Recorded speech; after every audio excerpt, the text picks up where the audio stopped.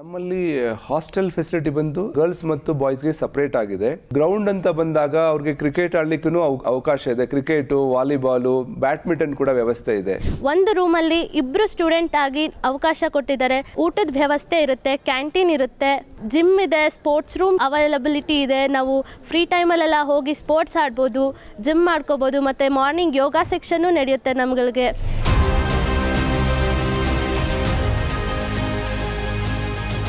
6 to 8 ಇಂದ again ಅವ್ರಿಗೆ ಕಲಿಕೆಯಲ್ಲಿ ಮತ್ತೆ ಅವ್ರಿಗೆ ಅಡ್ವಾನ್ಸ್ ಲರ್ನರ್ ಮಾಡಬೇಕು ಅಂತ ಹೇಳ್ಬಿಟ್ಟು ಅವ್ರಿಗೆ ಪ್ರಾಕ್ಟಿಕಲ್ ಲ್ಯಾಬ್ಸ್ ಇರ್ಬೋದು, ಸ್ಟಡಿ ಅವರ್ಸ್ ಅಂತ ಒಂದು 6 to 8 ನಾವು ಅದಕ್ಕೆ ಮೀಸಲಿಟ್ಟಿದ್ದೀವಿ.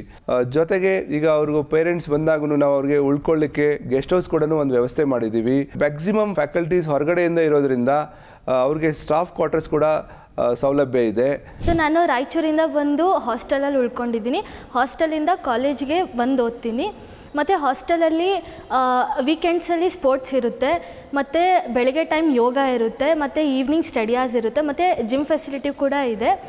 ಸೊ ಹಾಸ್ಟೆಲಲ್ಲಿ ಹುಡುಗಿರಿಗೆ ಒಂದು ರೂಮಲ್ಲಿ 2 ಜನ ಇರ್ತೀವಿ, ಮತ್ತು ಬಾಯ್ಸಲ್ಲಿ 4 ಜನ ಇರ್ತೀವಿ. ಸೊ ಓದ್ಕೊಳ್ಳೋ ಫೆಸಿಲಿಟಿ ನಮಗೆ ಈಸಿ ಆಗುತ್ತೆ ಓದ್ಕೊಳ್ಳೋಕ್ಕೆ, ಮತ್ತು ರೂಮ್ಸ್ ಎಲ್ಲ ತುಂಬ ಚೆನ್ನಾಗಿದೆ.